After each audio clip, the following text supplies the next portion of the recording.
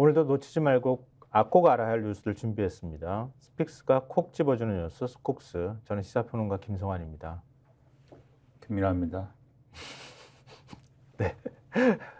세상 만사 귀찮다는 표정으로 오늘도 김민아 평론가가 인사해 주셨습니다. 네. 힘이 넘치고 힘이 넘치고 모든 것에 대한 관심이 충만합니다. 네. 하기야 관심이야 많지.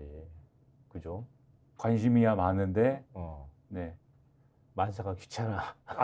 절대 귀찮지 않고 귀찮지 않고 그냥 조금 힘이 없다. 조금 아침을 안 먹어서 힘이 조금 없다. 아침은 나도 안 먹었어요. 근데 이제 크기가 다르잖아요. 사이즈가 앵리 크기가 달라. 네, 저는 이제 큰 덤프트럭이고 뭐 경차예요? 네, 조그만 경차잖아요 지금. 나 그렇게 안 작거든. 자, 오늘도 굉장히 시간이 촉박하기도 하고요. 좀 바빠요. 드릴 말씀이 굉장히 많아서요. 바로 또 얘기로 들어가도록 하겠습니다. 윤석열 대통령하고 이재명 대표 회동한다고 하는데 이번 주에 만난다고 하는데 이번 주는 이미 물 건너가는 것 같고요. 이 만나기는 하긴 하는 겁니까? 오늘 신문 쪽 보니까 다음 주에 만나지 않을까 그래도 대개는 이렇게 보는데 동아일보가 제일 뭐 확실하게 그런 분위기가 있기는 하더라고요. 그러면서도 이러다가 안 만나게 될 수도 그럼 안 되겠지 뭐 이렇게들 얘기를 하고 있는 분위기인 것 같아요. 그러니까 1차 실무회동은 했고 오늘 이제 2차 실무회동이 예정돼 있잖아요. 근데 2차 실무회동에서 어느 정도 접점을 찾을 수 있을까 이게 굉장히 큰 관심사인데요. 일단 한국일보에서 오늘 2차 회동 얘기를 언급하면서 관련 기사를 쓴 게 있습니다. 한번 보시죠. 네. 협의 가능 의제 꼽는 25만 원. 전국민 선별 지원 접점 찾기 관건 이렇게 했어요. 오늘 이 부분에 대해서 제일 뭐 접점을 찾을 수 있을 것이냐 이게 관심이다. 이렇게 지금 전하고 있는 거잖아요. 어제도 말씀드렸는데, 그러니까 이 민주당이 주장하는 전국민 1인당 25만 원의 민생회복 지원금에 대해서 대통령실은 그런 취지에 대해서는 뭐 공감할 수 있는데, 하지만 지원 대상이라든가 방법에 대해서 달리할 수 있는 거 아니냐라는 분위기가 있고, 그리고 민주당도 그 부분에 대해서는 뭐 꼭 액수라든가 범위에 대해서 고집하지 않을 수도 있다, 뭐 이런 기류가 있다라고 어제는 설명드렸습니다. 이 기사에서도 지금 뭐 당장 전격적인 합의는 어려운 그런 상황이었다 일단은 그런 얘기를 하고 있지만, 일단 전국민 1인당 25만 원 지원금에 대해서는 대통령실에서도 협의가 가능한 의제로 일단 꼽는 분위기다 이렇게 서술을 하고 있어요. 근데 문제는 방법론이다. 취임 이후 윤 대통령은 서민과 사회적 약자를 더욱 두텁게 지원하는 약자 복지를 강조하고 있다. 내년 예산에도 취약계층 지원을 위한 기초생활보장제도 강화 등을 위한 재정 투입을 결정한 만큼 회담 테이블에 올려놓는 수순까지는 갈 수 있다는 얘기다. 그런데 어느 선에서 접점을 찾느냐가 변수가 된다. 이런 얘기를 지금 하고 있다라는 얘기까지 나오거든요. 그래서 요거는 괜찮을 것 같은데, 그러면 이제 어디서 접점을 못 찾는 거냐. 여기서 보면은 민주당에서 우선순위에 올려놓은 최상병 특검법과 거부권 남발에 대한 윤 대통령의 사과 또는 입장 표명에 대한 접점을 찾기는 힘들 것으로 보인다. 뭐 이렇게 돼 있어서 대략 어제 사실 이 구도를 말씀드렸는데 이런 구도로 논의가 진행되지 않을까라고 일단은 예상을 하고 있는 것 같고, 여기에 더불어서 하나 말씀드리면 접점을 찾을 수 있는 요인 중 하나로 한국일보는 의료개혁 문제도 의제에 포함될 수 있다. 일단은 이렇게 짚고 있어서 정부는 지금 5+4 협의체, 그러니까 의협, 전공의, 의대생, 교수, 의료계 대표 인사 5명하고 정부 측 인사 4명이 협의를 하는 요 협의체를 제안한 상황이지만 풀리지 않고 있는 가운데 이재명 대표는 국회와 보건의료계 공론화 특위 구성 등의 이런 제안을 또 해놓은 상황이지 않습니까? 이런 걸 같이 논의하는 것도 진지하게 아마도 테이블에는 올라갈 수 있지 않을까. 한국일보는 이 정도 전망을 하고 있는데, 만약에 논의가 그럼 진전이 안 되면 어떻게 되는 거냐. 여기서는 이렇게 얘기를 하고 있습니다. 영수회담 자체에 대한 동력이 떨어질 가능성도 배제할 수 없다. 이렇게 쓰고 있습니다. 그러니까 1차 회동 때 민주당에서 이른바 이채 양명주라고 하는 다 아마 우리 구독자분들은 아실 것 같은데요. 그거를 일단은 제안을 했다는 얘기까지도 지금 언급이 돼 있어요. 근데 그 가운데 제일 접점을 찾기 쉬운 것은 일단 1인당 25만 원 지원 문제일 것이다. 지원 대상 그리고 지원 금액이나 이렇게 명칭이나 이런 것만 조정하면은 어느 정도 가능할 것 같은데 나머지 대통령이 그동안에 보였던 태도에 대한 사과 또 그동안에 그러니까 앞으로 거부권 행사하지 않겠다고 하는 입장 표명 이런 부분에 대해서 접점 찾기 힘들 거다.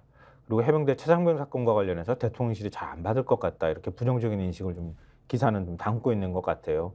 그리고 새롭게 테이블에 오를 게 일종의 이제 의정협의체라고 하는 거. 그러니까 이재명 대표가 제안했다고 하는 명칭이 지금 보건의료계 공론화 특위 요 문제가 오를 가능성이 있겠다 이렇게 한국일보가 얘기했는데요. 그러니까 저희가 한국일보를 먼저 보여드린 거는요. 요게 지금 우리가 그리고 저희가 정리해드린 내용이 오늘 모든 신문에 그 가는 갈래와 방향은 다르지만 다 신문의 기사를 관통하는 키워드가 될 수 있기 때문에 한국일보 이 기사를 먼저 보여드린 겁니다. 그러면 다른 신문은 어떻게 전하고 있는지 이것만 아주 자세하게 전해드릴 건 아니지만 부분 굉장히 의미심장한 대목이 있어서 저희가 기사를 보여드릴게요. 동아일보 보여주십시오. 방송 3법, 양곡법, 연금개혁도 의제로 다루겠다 이렇게 지금 얘기를 하고 있고 대통령실은 이건 여론전을 하려고 하는 의도 아니냐 이렇게 의심하고 있다고 하는 내용이잖아요. 근데 지금 논의 테이블에 오를 게 점점 커져요. 많아지고 있는 상황이기도 한 것 같고 지금 양곡법, 방송 3법 이런 것들이 다 오르게 된다고 하면은 논의 주제가 굉장히 많아지는 거잖아요.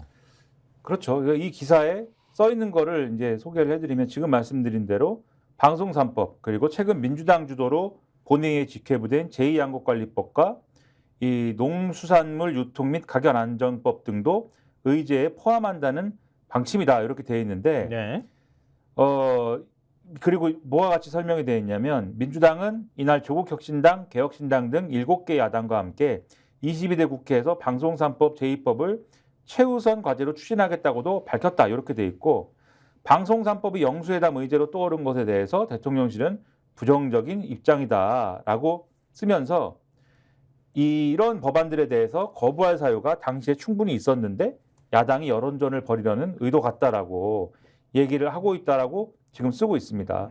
그래서 이런 반응이 대통령실에서 나오고 있다라는 얘기를 하면서 민주당 반응도 쓰고 있는데 민주당 내에서는 대통령실이 사실상 회담 의사가 없는 거 아니냐라는 불만도 나왔다라고 썼고 이재명 대표는 비공개 최고위에서 대통령이 진정성이 있는지 잘 모르겠다고 말한 것으로 전해졌다 이렇게 돼 있거든요.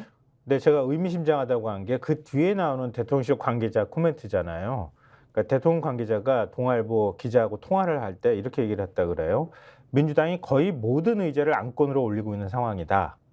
민주당이 첫 실무 협의에서 복잡한 숙제를 많이 던져줬다. 우리 입장에서는 어려운 문제를 떠안았다. 이렇게 얘기를 했다는 거예요. 그러니까 대통령실이 받기 쉽지 않은 뭔가 그 논의 주제를 계속 민주당이 제안을 하고 있는 상황이다. 이렇게 보이는데 민주당 내부에서는 대통령실이 사실상 회담 의사가 없는 것 아니냐 이런 불만도 나왔다고 하면서 이 대표 아까 이제 진정성 없는 거 아니냐 이 얘기를 했다고 하는 발언을 소개하면서 마지막에 이렇게 얘기를 합니다. 대통령실 관계자가 1차 회동 때는 우리가 얘기를 많이 들었고 이번에는 우리가 필요한 것이 있다면 얘기할 것이다. 이거 굉장히 의미심장한 대목이에요. 그러니까 민주당이 지금 막 의제를 던져서 막 얘기를 했고 대통령실 쪽에서는 민주당이 무슨 카드를 갖고 오나 그리고 일단 1차 회동 때는 봤다는 거 아니에요. 근데 오늘 만나는 2차 회동 때는 이건 안 돼. 이건 돼. 우리 뭔가 불편한데 좀 뺍시다. 아니면은 저건 조금 좀 뭔가 얘기해 볼 만한데 뭐 이런 식의 반응을 보일 거라는 거 아니에요. 그럴 수도 있고 아니면 오히려 이제 막 더 세게 나올 수도 있고 뭐 그런 걸 예고하는 거죠. 그럼 못 만나 우리 안 만날 거야. 이렇게 그럴 수도 얘기한다고? 있고 뭐 사과하라고? 그럼 당신도 사과해. 뭐 이럴 수도 있고. 당신도 사과해. 네, 야당도 사과할 거 많잖아. 뭐 이럴 수도 있고 뭐 특검하자고? 네. 뭐 이런 거. 네, 그럼 이재명 특검도 할까? 뭐 이런 뭐 그럼 민주당이 그러면 좋지. 네. 쌍특검인데? 이렇게 하면 그렇죠. 어떡해. 뭐 그럴 수도 있고. 조심해야지. 네. 그러니까 이게 여러 가지 가능성들이 있는데 네.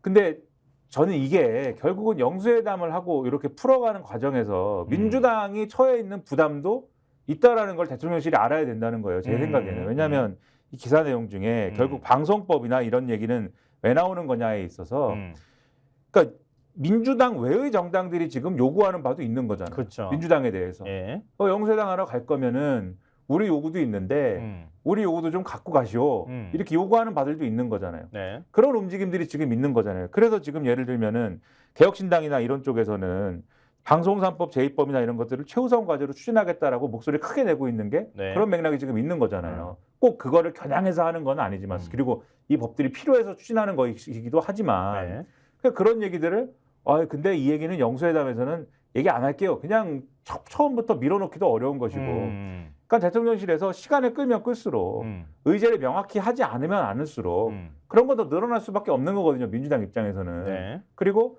영수회담을 성사시켜서 뭔가를 합의할 수 있는 내용을 만들어가면 그게 누구한테 이익이 되는 거냐. 민주당 입장에서는 민주당이야 지지층도 있고 다른 정당과의 관계도 있는데 그냥 열심히 밀어붙이면 그냥 남는 장사예요. 민주당 입장에서 쉽게 얘기하면. 근데 그것에 대해서 정치력을 발휘해가지고 뭔가 조율하는 모습을 보이고 뭔가 대통령이 바뀌었어요. 라는 모습을 보여가지고 남는 장사할 수 있는 건 누구냐면 그 대통령이잖아요. 그러니까 오히려 의제를 가지고 줄다리기 할 게 아니고 빨리 받을 수 있는 거를 받을 수 있는 걸 파격적으로 상징적인 거를 딱 받아버려서 민주당이 계속 테이블에 안 올려도 되는 상황을 만드는 게 현명한 정치적인 판단인 것 같은데 뭐를 이제부터는 오늘부터는 우리가 얘기할 거야 이런 얘기를 뭐하러 하는가 저는 좀 의문이더라고요. 이 평론가 입장에서는. 굉장히 재밌는 얘기를 했는데요. 일단 합의 가능한 것부터 갑시다. 그리고 이후에 우리 복잡하고 서로 합의할 수 없는 것들은 나중에 차차 만나서 합시다. 윤 대통령이 이재명 대표 전화번호도 땄다며요. 뭐 이렇게 얘기를 해야 된다는 거 아니에요. 그렇게 얘기하려면 파격적인 거를 하나 정도 받아야 된다. 아마도 뭐가 될까? 네, 아마도 저거는 대통령이 못 받을 걸이라고 생각했던 걸 확 받아야 그래야 다른 이들도 대통령 이거 받아 저거 받아 하던 사람들도 그래도 저건 받았네 이렇게 하면서 그러면서 뭔가 이쯤에서 그래도 한번 정리 한번 해봅시다라고 하는 모멘텀이 생긴다는 거죠. 정말 받을까? 그 뒤에 저희가 쭉 얘기를 더 풀어드릴게요. 일단 파격적인 것이 무엇일까에 대한 얘기 좀 이따 하고. 조선일보 한번 보여주십시오. 사과가 파격적인가? 사과는 파격적이지 않겠죠? 근데 대통령 사과 한 번도 안 했잖아. 비공개에서만 했다는데. 대통령이 예를 들면 사과를 하면 그것은 뭐 파격적일 수도 있겠으나 예를 들면 어떤 사과를 어떤 방식으로 하느냐의 문제겠죠. 얘 사과를 하는데 국무회의 모두 발언한 것처럼 59분 동안 나는 그동안 잘하긴 했는데라고 얘기한 다음에 1분 사과한다. 이런 건 파격적인 사과가 아닐 것이고. 그렇지 않습니까? 그렇죠. 애매한 사과, 뭐 안 하니만 못한 사과 이런 것이 아니라 정말 지금까지 제가 잘못 생각했던 것 같습니다. 지금까지 국정기조는 이 국민들의 기대에 못 미쳤던 것 같습니다. 이제부터는 여기 계신 이재명 대표하고 모든 것을 잘 상의해가지고 앞으로는 확 바꾸도록 하겠습니다. 애초부터 안 되는 얘기야 그거. 죽어도 안 해. 아니 그러니까 파격적인 사과의 예를 드는 거잖아요 지금. 그러니까 이렇게 얘기한다면 파격적일 수 있는데 그렇게 하겠느냐 지금 이 얘기를 하는 거잖아요. 진성준 정책위 의장이 이렇게 얘기를 했다 그래요. 이 대표가 아쉬워서 영수회담을 요구한 게 아니다. 어떻게 바꾸겠다는 얘기를 분명하게 국민 앞에 밝히는 것이 중요하다. 그저 만남 자체에 의미를 둔다고 하면 뭐하러 만나겠느냐. 이렇게 얘기를 하면서 조선일보는 민주당이 먼저 깰 수도 있다. 이렇게 얘기를 했다고 하는데 자 그럼 한겨레 신문은 어떻게 얘기를 하고 있을까요? 사과에 대해서요. 저렇게 나오는 거예요. 용산 반응이 저렇게 나오는 거예요. 그렇죠. 자 그래서 안 돼. 이렇게 얘기한 거야. 대통령의 스타일상 내가 뭘 잘못했느냐. 지금까지 아까 말씀하신 대로 지금까지 국정기조가 잘못됐다든가 뭐가 어떻다든가는 얘기는 한마디도 한 적이 없어요. 다 잘 돼왔는데 선택할 만한 선택을 해왔는데 뭔가 제대로 전달되지 않았거나 놓친 부분이 조금 있었던 것 같다 정도이지. 그런데 야당이 와가지고 사과해라라고 하면 뭐 당신들이 점령군이야? 뭐 이런 태도이겠지. 조금이라도 사과의 여지가 있겠습니까? 그러니까 불쾌하다 나오는 거죠 지금. 근데 익명의 대통령실 관계자가 한겨레신문 기사에 나오는 대목이에요. 윤 대통령이 그동안 자신이 부족한 부분에 대해 가감 없이 얘기를 해왔는데 이 대표와 만나는 자리에서까지 사과하고 시작하는 게 적절한지 모르겠다. 그러니까 가감 없이 뭘 얘기해? 내가 이렇게 화내면 안 되는데 뭘 그렇게 가감 없이 얘기를 했을까요? 그러니까 참모가 이렇게 얘기하는 이유가 뭐겠습니까? 대통령이 그러한 인식을 갖고 있기 때문인 거죠. 그렇지. 그러니까 이게 그러니까는 이 세계관의 문제도 있겠지만 현실 인식이 세계관의 문제. 현실 인식이 잘못됐다. 세계관 얘기도 우리가 오늘 끝까지 해드릴 얘기가 있기는 한데 세계관에 대한 얘기를 지적한 그 칼럼도 있어요. 이 시간을 최대한 저희가 한번 단축해서 그 얘기까지 해보도록 노력해 보겠습니다. 사과가 안 되면 네. 어떤 파격적인 걸 받을 것이냐 이런 네. 것이 궁금한 거죠. 그러면 만약에 받아야 한다면 사과는 절대 못 할 것 같고. 그러면은 제일 현실적인 방법, 여야 특히 이제 여당의 의원들까지도 공감을 표하고 있는 해병대 최상병 특검, 이거 받을 수 있잖아 사실은. 그렇잖아요. 대통령실에서 관여 안 했다며. 대통령이 경로 안 했다며. 그럼 그냥 받아도 되잖아. 근데 뒤에 설명하시겠지만 어떤 사람은 못 받는답디다라고 하긴 하던데. 못 받는답디다. 네, 어쨌든 받아야죠 이거를. 네? 그러니까 이렇게 받아줘야 그 다음에 얘기가 쭉 하고 풀려나갈 수 있는데 그렇죠. 지금 받을 수 있는 것조차 지금 명확하게 얘기를 안 하고 있다는 거 아니에요. 어찌 보면 민주당 입장에서 25만 원은 그거는 받을 수밖에 없는 카드인 거야. 대통령실에서. 지금 이 상황에서 그러면 이 국민들의 경제 고통, 물가 고통, 민생 고통을 그냥 내버려 둘 거야? 그럼 뭐라도 내놔야 될 거 아니야. 여기에 대해서는 대통령실도 호응 안 할 수가 없단 말이에요. 그리고 요거는 그 25만 원이라는 것은 액수와 대상에 대한 조정 여지가 민주당도 있기 때문에 그렇죠. 이게 뭐 이게 전문가들의 칼럼이나 이런 걸 쭉 보면은 사실 소위 말하는 진보적인 논자들도 요 방법론에 대해서는 맞아요. 사실 의견이 엇갈리는 건 사실이에요. 네, 다 지급하지 않아도 괜찮아. 그렇죠. 이 정도거든. 그래서 그런 게 있기 때문에 민주당도 여지가 있는 거거든요. 조정의 여지가. 네. 그러니까 사실 그거는 합의 가능한 부분이 분명히 있죠. 그러니까 그것도 대통령실이 아니까 그거는 그러니까 협의 가능하겠네. 이런 게 나오는 건데 최상병 특검이라는 거는 받거나 안 받거나인 것이고 네. 그것의 결정은 대통령이 결단하거나 안 하거나 하지 않습니까? 네. 결단하셔야죠. 그렇게 얘기를 하고 있습니다. 실제로 이재명 대표가. 한겨레신문 일면 보십시오. 이재명 최상병 특검 수용을 용산 공개 압박. 이 기사 내용인데요. 지금 김민하 평론가하고 이재명 대표하고 이심전심이라고 볼 수 있겠네요. 이심김심이네요. 이심김심. 괜찮은데? 그 표현? 이심김심. 두 김씨가 김심김심이네요. 아, 쌍김. 어쨌든 최상병 특검 받으라고 이재명 대표가 공개적으로 얘기했다는 거 아니에요. 그렇죠. 최고위에서 그렇게 얘기했다. 특히 새로 나온 의혹들이 있기 때문에. 네. 그러면서 한겨레신문이 새로 나온 의혹을 전하고 있습니다. 한겨레신문 3면 보여주십시오. 국가안보실, 공직기강실 동시 움직인 뒤 최상병 기록 회수했다. 지금 저희가 한 이틀 정도 소개해드렸던 내용을 다시 종합판으로 만든 기사예요. 근데 아주 디테일하게 관련 내용들을 쓰고 있어요. 그러니까 거의 당일날 어떤 일이 벌어졌는지 시간대별로 쫙 정리를 해줬더라고요. 그렇죠. 시간대별로 지금까지는 이제 어떤 의혹이 있었다, 뭐 이랬다, 요걸 조각조각해서 맞아요. 사실 좀 정신이 없었는데 그날 어떤 일이 있었는지를 쭉 써놨어요. 네. 어떤 일이 있었냐면요. 해병대 수사단이 지난해 8월 2일 오전 10시 30분 경북경찰청에 도착해서 오전 11시 50분까지 최상병 순직 사건을 이첩했다고 합니다. 이첩이 진행 중이던 오전 10시 51분께 김기환 해병대 사령관이 박정훈 해병대 수사단장에게 전화를 해서 당장 인계를 멈추라라고 지시를 했다고 하는데요. 오전 11시 13분 김 사령관은 박진희 국방부 장관 군사부 장관과 이종석 국방부 장관에게 이 사실을 보고를 했다고 합니다. 이 장관은 유재현 국방부 법무관리관과 전화로 상의를 했고요. 김동혁 국방부 검찰단장이 이 장관에게 항명 혐의로 수사가 필요하다고 보고를 했다고 합니다. 장관이 이제 그 다음에 승인을 했는데 여기까지가 국방부와 해병대 내에서 벌어진 일이라고 합니다. 요 다음 대목이 훨씬 더 중요한 거죠. 그렇죠.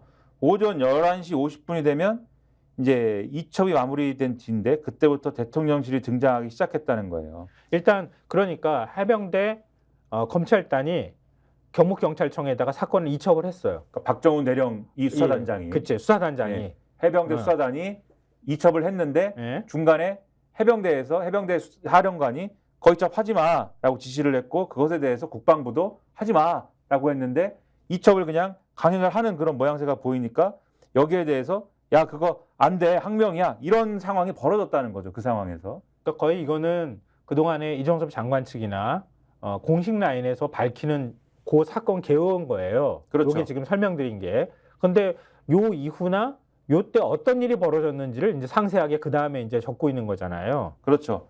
이게 낮 12시 40분이 되니까 경찰청 국가수사본부 모 관계자가 경북경찰청 간부에게 국방부가 지금 그 해병대가 준 사건 기록 그 회수를 하고 싶단다라고 전했다고 하면서 네.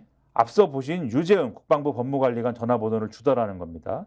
그리고 MBC 보도를 보니까 이 통화가 이루어지기 직전에 대통령실의 공직기강 비서관실 행정관이, 이 사람은 경찰에서 파견된 사람인데 네. 국수본에 이 방금 말씀드린 모 관계자와 통화를 했고 당일 오후 늦게 이시원 공직기강 비서관하고 유재은 국방부 법무관리관하고도 통화를 했다라는 거예요.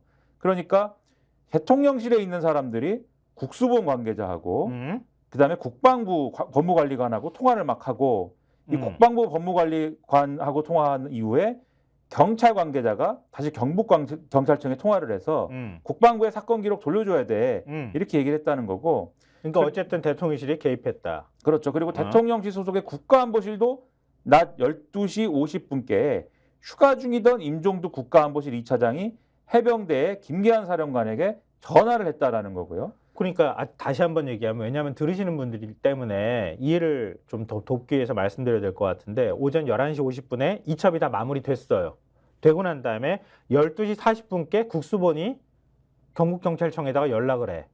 근데 그 직전에 대통령실 공직기관 비서관실 행정관과 통화를 했고, 그리고 그 이후에 오후 늦게 이시훈 공직기관 비서관과 국방부 그 유재원 관리관하고 통화를 했고, 그러니까 공직기관 비서관실이 움직였다고 의심할 만한 정황이 있다, 이런 거고, 지금 별도 라인으로 국가안보실에서 또 개입하기 시작한 정황이 있다는 거잖아요.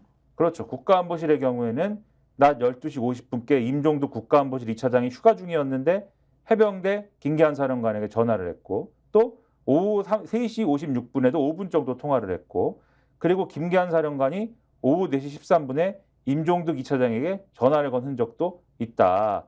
그리고 낮 12시 51분에는 국가안보실의 파견관 김형래 대령이 김하동 해병대 사령관 비서실장에게 전화를 했는데 전화를 받지 않아서 실제 통화는 오후 1시 26분에 성사가 됐다. 이런 건데, 네. 앞서 말씀드린 이 경찰청 국가수사본부라든가 이런 게 움직인 게, 그러니까 대통령실에 있는 경찰 라인들이 움직인 거고, 지금 말씀드린 국가안보실의 임종두 국가안보실 2차장이 막 움직이고 해병대 전하고 이런 거 있잖아요. 군 라인에서 움직인 그렇죠. 거고. 군의 라인이 움직인 거고, 요렇게 가는 과정이 있었고, 낮 1시 50분께에는 유재은 국방부 법무관리관이 경북경찰청 간부에게 전화를 해서 사건 기록 회수하겠습니다.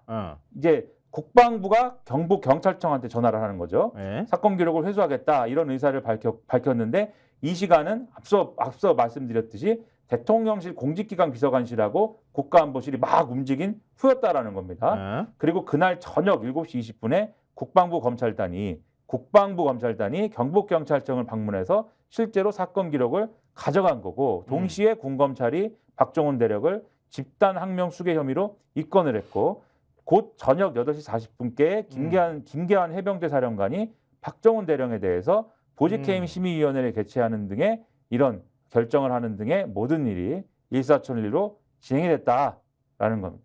그러니까 국방부와 해병대에서 어찌됐든 간에 사건 기록을 무슨 논란이었는지는 아까 제가 말씀을 드렸으니까요. 오전 11시 50분에 경북경찰청에 사건 기록을 이첩을 했어요. 근데 저녁 7시 20분 그 사건 기록을 다시 회수해 갔어요. 그 사이, 지금 우리가 그 사이에 벌어진 일들을 시간대별로 쫙 정리해서 말씀드린 거잖아요. 이걸 어떻게 대통령실하고 대통령실 두 라인으로 움직였다고 말씀드렸는데, 공직기관 비서관실하고 국가안보실 이렇게까지 개입한 흔적이 나오는데 어떻게 우리가 개입 안 했다고 얘기할 수 있겠냐는 거예요. 그 사이에 윤석열 대통령의 경로가 있었고, 그것도 김기한 사령관이 얘기를 했다고 하는 거고, 박정훈 대령한테. 내가 그 경로했다는 얘기를 들었다. 그럼 어디서 들었겠어요? 이 지금 스토리에서. 네. 대통령한테 직접 들었지는 않았을 거 아니에요. 그치. 근데 전화를 지금 받은 거잖아요. 대통령실로부터. 대통령실에서 전화를 해가지고 대통령실 관계자가 전화를 해서 지금 큰일 났어요. 라고 하면서 얘기를 해줬겠죠. 우리의 상상 속에서 지금. 그런 거라면 대통령실이 왜 이렇게 분주하게 움직였는지가 설명이 되는 거죠. 그치. 그거를 생각을 해봐. 공직기관 비서관실하고 국가안보실이 같이 동시에 움직였다는 얘기는, 예를 들면 국가안보실이 움직이는 거는 그 대통령 비서실하고 또 실이 달라요, 아예. 그럼 두 라인이 같이 이렇게 움직였다는 얘기야. 거의 비슷한 시간대에. 이걸 움직일 사람이 누구야? 대통령 비서실장? 대통령밖에 없는 거지. 그렇잖아요. 그렇게 의심이 상당히 되죠. 거의 뭐 90% 이상 의심이 됩니다. 그래서 못 받는다. 그렇지, 못 받겠지. 한번 받는지 안 받는지 보면 알겠죠. 근데 이런 상황인데 경향신문 이면을 보시면요. 공수처장이 나옵니다. 3개월째 빌공짜 공수처장 이렇게 나오는데 어제도 저희가 한겨레신문 사설도 소개해드렸잖아요. 이런 상황인데 진짜 공수처가 디지털 포렌식 끝내가지고 이제 소환 조사를 막 시작한다고 얘기하는데 공수처장 자리를 계속 지명 안 하면서 비워두고 있다. 이거 누가 한 거예요? 하는 거예요? 대통령이 해야죠. 그렇죠? 네. 왜 안 하는 거야? 다 공수처장 후보추천위원회에서 추천까지 했는데 그 후보추천위원이 여야가 다 들어가 있는 거잖아요. 들어가서 그거 추천하느라고 얼마나 소위 X 고생을 했어. 그지? 그래, 그렇게 해가지고 추천을 했으면 대통령이 보통 그 정도면은 그냥 이렇게 임명하면 되는 거란 말이에요. 근데 계속 비워두고 있는 거야. 원하지 않는 사람들인가 봐요. 그 사람들이 추천한 사람들이 원래 미는 사람이 있었는데 그 원래 밀었던 분이 그 안 된 거잖아요. 지금 네? 더더욱 복장 터지는 일은 이 기사에 이렇게 써 있습니다. 차기 공수처장 지명이 다음 달 초를 넘기면 공백은 더욱 장기화될 공산이 크다. 22대 국회가 5월 30일 개원하지만 국회의장, 부의장 선출, 상임위원장 배분 및 상임위원 인선 등 원구성에 시간이 필요하기 때문이다. 인사청문회는 원구성이 마무리된 뒤에야 가능하다. 그러니까 대통령이 선택을 하면은 그 사람에 대한 인사청문회를 진행해야 되는데 네. 원구성이라는 게 다 마무리가 된 후에 진행될 거 아닙니까? 새로운 네. 국회에서 하려면. 네. 그러니까는 대통령 입장에서 예를 들면 정말 대통령이 이거를 고의로 지연시키고 있다라고 하면은 지금 한 달만 넘기면은 또 왕창 뒤로 또 미룰 수 있는 그러한 기회가 또 생기는 거고 그러면 이게 수사에 미치는 영향 어제도 말씀드렸지만 이 기사에 나와요. 지휘구 공백에 따른 장애는 이미 나타나고 있다. 현 정부 관련 사건이 쏟아지고 있지만 공수처는 속도감 있게 수사하지 못하고 있다. 이런 지적이 나오고 있지 않습니까? 네. 기사에도 또 나옵니다. 대통령실이 공수처 수사에 부정적인 영향을 미치려고 인사를 미루고 있는 것 아니냐는 지적이 나온다. 우리만의 얘기가 아니에요, 이게. 경향신문 사설에서도 이 부분 지적하고 있어요. 우리만의 얘기가 아니라는 거를 경향신문 사설을 통해서 보여드릴게요. 처장 없는 공수처, 장관 없는 여가부, 헌법 어기는 대통령. 3년은 너무 길다는 얘기하고 연결되는 것 같은 느낌이 갑자기 문득 드는데 대통령은 헌법을 수호할 책임이 있잖아요. 박근혜 대통령 탄핵 때도 헌법 수호 의무를 지키지 않았다는 거예요. 탄핵 사유가. 근데 윤 대통령이 어떤 일을 하는지 지적하고 있는지 그 경향신문 사설에서 어떻게 지적하고 있냐면요. 지금 이제 수개월째 수장 자리가 비어 있는데 수습안관하고 있다. 자신의 마음에 들지 않거나 통제권 밖에 있는 기관을 무력화하기 위한 꼼수라는 의심을 지울 수 없다.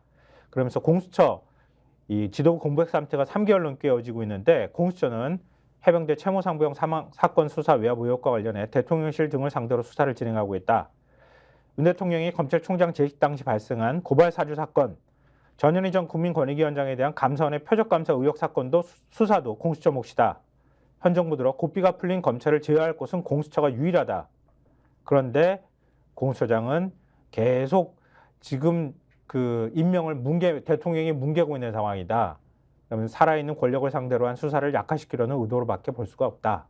이렇게 하면서 지금 여성가족부 장관도 지금 임명 안 하고 있잖아요. 그러니까 지금 이것도 또한 형용화시키는 거고 방통위 파행도 계속 길어지고 있잖아요. 5명인 합의기구를 지금 지난해 말부터 검사 시절 상사였던 김홍을 위원장과 이상인 부위원장 2인 체제로 지금 운영하고 있잖아요.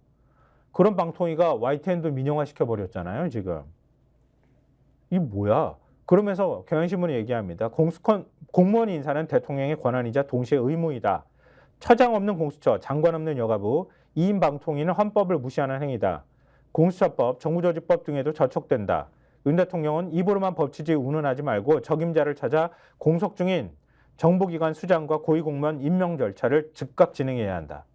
이렇게 얘기를 하고 있습니다.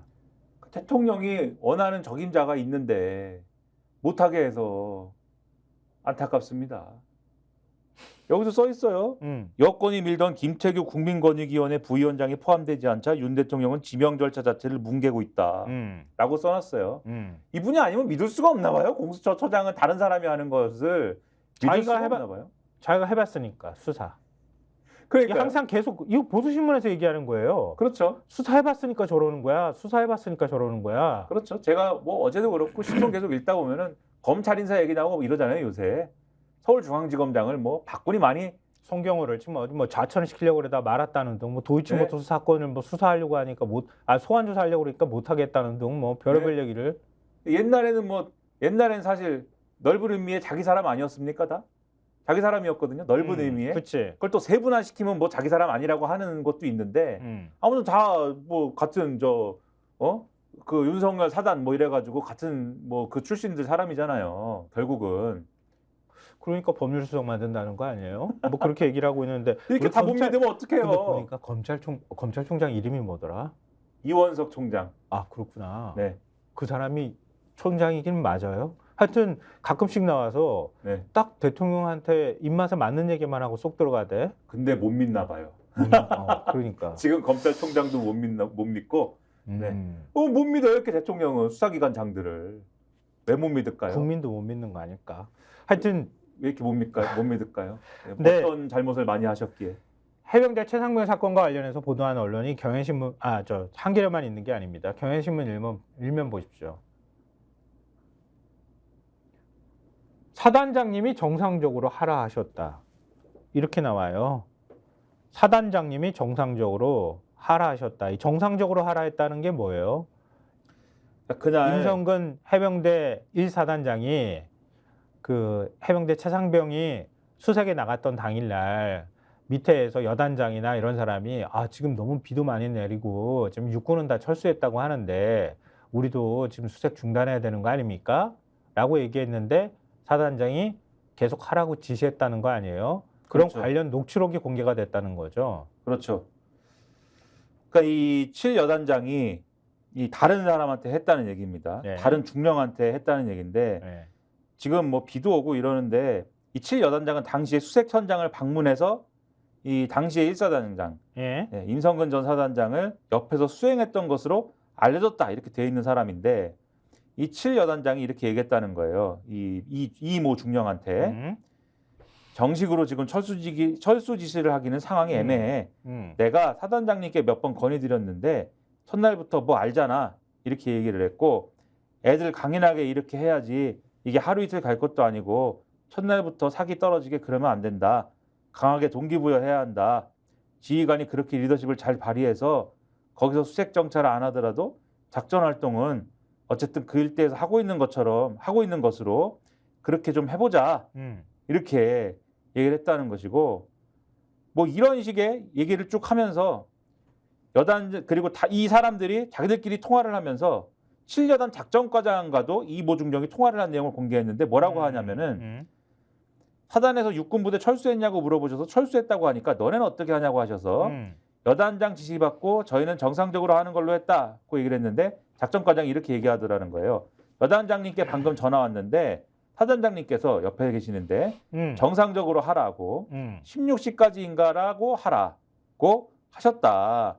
그러니까 이런 식으로 옆에서 수행하는 여단장이 계속 이 사단장의 얘기를 전해주거나 사단장이 이렇게 얘기하니까는 계속 해야 된다 수색을 이런 얘기를 계속 하더라라는 요 녹취록을 공개한 겁니다. 근데 사단장은 나는 그런 지시한 적이 없어. 이렇게 지금 발뺌하고 있는 상황이잖아요. 경향신문에 입장문을 보냈는데 작전 통제권자 중 한 명인 여단장에게 수색 계속을 명령한 사실이 없다.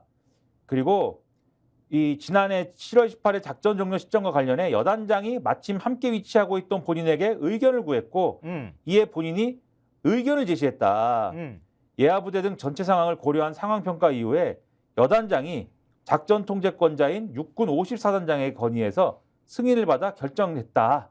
그러니까 나는 임성근 사단장은 버꾸라지가 하는 그걸 배웠나 봐. 보니까 나는 지휘 권한이 없었어. 그때 여단장이 지휘 권한 갖고 있어서 물어보길래 나는 내 의견을 얘기했을 뿐이야. 나는 지휘권을 갖고 있지 않은 사람이기 때문에 내가 말하는 거는 실제로 지휘에 반영이 되는 게 아니야. 그렇죠. 지휘 라인은 이 여단장하고 육군 54단장이야. 나는 옆에서 그냥 얘기한 거야. 이렇게 얘기하는 이런 진짜 군대 갔다 온 우리나라 모든 사병이 다 하는 얘기를 정말 그거를 지금 해병대 사단장이라는 자가 지금 할 소리입니까? 갑자기 내가 30년 전에 군대 갔다 왔는데도 군생활 생각이 나면서 확 열이 받네. 30년 전에. 30년도 더 됐다. 그때도 알던 내용을 어떻게 이런 식으로 얘기를 하냐. 사단장이 있고 여단장이 있는데 여단장이 어떻게 하면 좋을까요? 그래도 나 의견, 내 의견이야. 그럼 여단장이 예를 들면 의견 잘 참고하겠습니다. 잘 참고하겠습니다. 그렇게 생각하시겠죠, 뭐. 이렇게 하면은 여단장 그래 내 의견이니까 참고만 해 이렇게 하고 넘어갔을까요? 아이씨 정말 갑자기 화가 확 나네. 하여튼 그렇게 했는데 아까 우리가 이제 사건이 이첩하는 거 있잖아요. 경찰에 사건이 이첩이 됐다가 그다음에 다시 회수해 갔다고 했잖아요. 8월 2일 날 11시 50분에 사건이 이첩이 됐는데 7시 20분에 사건을 되가지고 갔다. 그 사이에 엄청난 일들이 벌어졌다 이런 말씀 드렸는데 그러면 경찰은 그러면 사건에 대한 어떤 수사 의지가 있었느냐 이 부분을 얘기할 수밖에 없는데 와 우리가 거기에 대해서 흥분하다 보니까 시간을 너무 많이 썼다. 근데 이것까지만 말씀드릴게요. 경향신문 2면에 관련 기사가 있습니다. 경향신문 취재를 종합하면 해병대 수사단 관계자들은 지난해 8월 박정훈 해병대 수사단장 항명 사건 조사에서 경북경찰청 측으로부터 사건을 신속하게 이첩해달라는 요청을 받은 과정을 상세히 진술했다고 합니다. 해병대 수사관이 사망사고가 발생하고 다음 날인가 경북청에서 전화가 와서 다음 주 초반에는 사건을 넘겨주면 좋겠다. 사건이 지체되면 경북청에서 수사 착수할 수밖에 없다는 내용으로 전화가 왔다고 그렇게 말을 했답니다. 그는 처음엔 7월 5주차 후반에는 관련 기록을 인계하는 것으로 정해져 있었다가 한번 연기돼 8월 2일 오전에 인계하는 것으로 이야기를 했다고 말했답니다. 근데 경찰이 사건을 신속히 이첩하라고 한 이유가 무엇이냐는 질문에 이 수사관은 추측하자면 이 사건은 언론에서 주목하고 있던 터라 경찰도 넘길 사건이면 빨리 달라는 취지였던 것으로 생각된다 라면서 당시 확인도 안 됐는데 뭘 착수하려고 하는지 개인적으로 의아하게 생각했었다고 답했다고 합니다. 그러면서 뒤 얘기가 나오는 게 있는 게요. 경찰이 이 사건 빨리 넘겨받아서 어차피 우리가 수사할 거니까 빨리 수사할게. 빨리 사건 넘겨. 그러면서 적극적으로 사건 이첩받을 의지를 갖고 있었다는 거 아니에요. 그랬던 경찰이 갑자기 순순히 그냥 선선히 사건을 달려고 하니까 가져가십시오. 낼름 줘버렸다는 거 아니에요. 근데 그 사이에 경찰 국수본 관계자가 공직기관 비서관실하고 비서관실 행정관하고 통화를 했다고 하는 거고 비서관하고도 통화를 했다고 하는 거고 이건 뭘 의미하느냐는 거야. 이걸 지금 지적하고 있는 거잖아요. 내가 너무 흥분했다. 그죠? 아니요. 화가 나죠 지금. 하여튼 이렇습니다. 사건 아마 구독자분들께서 저희가 이렇게 전해드린 것으로 충분히 판단하실 수 있으리라고 봅니다. 자, 그럼 우리가 아까 얘기 시작했을 때 영수회담 의제와 관련해서 얘기를 했잖아요. 그때 지금 이재명 대표가 지금 의정 갈등과 관련해서 일종의 좀 대안이나 뭔가를 제시할 가능성이 있다 이렇게 얘기를 했던 건데요. 근데 그만큼 사실은 상황이 다급하다 이렇게 볼 수 있는 거 아닙니까? 그걸 중앙일보에서 이렇게 지금 전하고 있습니다. 자, 대학병원 휴진 확산, 의정 갈등 다시 격화 이렇게 얘기를 하고 있어요. 어제도 저희가 소개해드렸던 것처럼 대학 의대 교수들이 지금 그 집단 휴진에 들어갈 기세잖아요. 30일 하루 일단 휴진하겠다 이렇게 얘기를 하고 있는 거죠. 그리고 주일에 휴진을 하는지에 대해서 추가로 논의해서 결정할 것이다. 그리고 그렇게 결정하고 있는 대학들이 늘어나고 있다. 이런 내용들인 거죠. 그러니까 그러고 나면 이제 완전 빅5 병원이 동시에 하루가 그냥 딱 진료가 멈추거나 이런 사람 필수 의료 진료 응급 환자들은 받지만 나머지 일반 입원 환자가 얼마나 많아요. 그런 환자들에 대한 진료는 그냥 중단하겠다. 수술도 손 놓겠다. 이렇게 되는 거 아니에요? 수술도 다 딜레이 될 것이고. 중앙일보 안쪽에 있는 종합면인데 보여주십시오. 그걸 어떻게 지금 요약하고 있는지. 4달 경험 못 해본 의료 대란이 일어날 것이다. 근데 또 반대로 무책임한 교수는 많지 않을 것이다. 이걸 사실은 우리 그러잖아요. 언론에서 보통 저렇게 하나만 넣으면 너무 부담스럽잖아. 그러니까 반대 의견을 굳이 뽑아가지고 거기다가 제목을 나란히 실었다 이렇게 보시면 될 것 같고요. 환자들의 반응. 저 무책임한 교수 많지 않을 것 이렇게 얘기하는 게 이제 정부 쪽 입장인 거죠. 정부가 이제 그렇게 되겠어요. 이렇게 하는 거죠 지금. 그러니까 왜 정부 입장 반영 안 하고 한쪽 컷만 들어서 이런 얘기 들을 수 있으니까 언론에서 보통 이제 저런 식으로 많이 하죠. 그리고 환자들 반응 보십시오. 희귀 신장병 앓는 돌쟁이 딸, 다른 병원 옮기라니 막막하다. 지금 이게 아예 사직서를 낸 병원에 의사가 있는 병원에 같은 병원 경우에 의대 교수가 있는 경우에는 저 이제 진료 그만둘 거거든요. 그러니까 다른 병원으로 옮기세요. 이렇게 환자들한테 통보를 했다는 거 아니에요. 그렇죠. 정부는 또 그게 또 사직서 낸다고 바로 그만둬지는 게 아니에요. 자꾸 이렇게 얘기를 하는데 맨날 무슨 그러니까요. 똑같은 얘기야. 정부 얘기를 들으면 다 무슨 지금 문제될 게 하나도 없어요. 그러면. 그러니까. 근데 현장에서 지금 문제가 벌어지고 있다는데 저 답답합니다. 요즘에 스리생 다시 보고 있거든요. 진짜 드라마를, 감동. 스리생 보고 있는데 짬짬이 근데 너무 감동적이야. 물론 그런 의사가 있으면 참 좋겠다는 생각도 하면서 반대로 요즘 사태하고 비교가 되면서 저렇게 생각하는 의사도 있겠지. 그런 의사들은 무슨 생각을 하고 있을까? 또 그렇게 경무에 시달리고 있다. 이제 도저히 못 견디겠다고 말하는 것도 한편으로 좀 이해가 되는 측면도 있는 것 같아요. 지금 현장에서 이제 버티고 있는 의사들 중에 분명히 이제 그런 태도로 하고 있는 분들이 있는 거죠. 지금 현장에 있는 분들이. 네. 떠나지 않고 있는 분들이 있는 거니까. 근데 지금 한겨레 신문으로 가볼게요. 한겨레 신문에서는 총장 의대 교수 이견 큰데 교육부 이달한 정원 확정하라 이렇게 얘기를 했다고 하는 건데 이거는 금방 제목 보고도 좀 이해하실 수 있을 것 같아요. 그러니까 뭐 공립대라든가 대학 총장들은 의대 정원 늘리는 게 좋잖아요. 그리고 의대 정원 늘리는데 협조를 하기도 했었고, 근데 그거 일단은 뭐 한 50% 선까지도 정원을 일단 탄력적으로 운영하는데 정부가 동의를 한 거잖아요. 정원 100% 안 채워도 되겠습니까? 라고 한 거에 대해서 그래 그렇게. 네. 그러니까 한 건데 2,000명에서 한 1,000명까지도 내려갈 수 있다 이런 건데 의대 교수들은 아니 일단은 백지화하고 그리고 정원이 어느 정도 되는지를 공동 연구 작업을 하든가 한 다음에 우리 정하자 이렇게 얘기를 하고 있는데 지금 어찌 됐든 간에 의대 입시 모집 요강을 다음 달 초면 발표를 해야 되잖아요. 그렇죠. 근데 그러니까 교육부에서는 이달 안에 빨리 너네들이 정리해서 우리한테 알려줘. 그래야지 입시 모집 요강을 발표하잖아. 그렇게 얘기를 하고 있다는 거잖아요. 그렇죠. 그 다음에 다른 신문도 보여주십시오. 그 다음에 근데 조선일보 보도가 눈에 확 들어왔어요. 오늘 일면 머리에다가 의대 증원 내년엔 재논의할 수 있다. 이 정부가 이렇게 했다는 거예요? 이 정부 입장이 그런 거라고 이제 지금 해석을 하고 있는데 정확히 얘기를 하면은 이 의료계가 합리적인 통일안을 가져올 경우에 전제가 원래 그게 있었던 건데. 그렇죠. 그러면 2026학년도 입시부터는 의대 증원 숫자를 다시 검토할 수 있다는 입장으로 정부가 정했다 입장을. 예. 그런 얘기입니다, 이게. 그런 유연성을 지금 발휘하고 있다. 3면도 같이 지금 보여주세요. 우리가 얘기하고 있는 사이에. 그러면은 이게 이 기사가 좀 뭐 말이 되려면 뭔가 의료계에서 단일안을 마련할 수 있는 어떤 움직임이 있어야 되잖아요. 그 움직임도 아무것도 없는데 정부가 단일안을 마련해 오면은 우리가 2026학년도부터는 재논의할 수 있어. 이렇게 얘기했다는 거 하나만으로 기사가 안 되지 않습니까? 네. 그래서 여기서 그 움직임도 있어라고 거론하는 게 뭐냐면 어제 서울대 의대 교수 비대위가 이제 기자회견을 했잖아요. 네. 기자회견을 해서 사실은 뭐 휴직을 하는 거냐, 뭐 사직서 낸 건 어떻게 되는 거냐 그런 얘기할 줄 알고 기다렸는데 거기서 꺼낸 얘기가 뭐냐면 우리는 오늘 그런 얘기 하려고 하는 게 아니고요. 논문을 공모하려고 합니다. 이 얘기를 했거든요. 정확히 말씀드리면 의사 정원에 대해서 합리적인 근거를 마련하기 위해서 자체적으로 미래에 의사가 얼마나 필요한지 추계를 할 수 있는 연구 논문을 공모하겠다. 이렇게 얘기를 했고 네. 연구 논문을 마련하는데 한 8개월에서 12개월 정도 걸릴 것으로 예상이 된다. 네. 그러면 서울대 의대 비대위가 공모하는 연구 결과를 2026학년도 의대 정원에 반영을 합시다. 다만 이 결과가 나올 때까지는 의대 정원을 늘리지 말고 현 수준으로 동결을 합시다.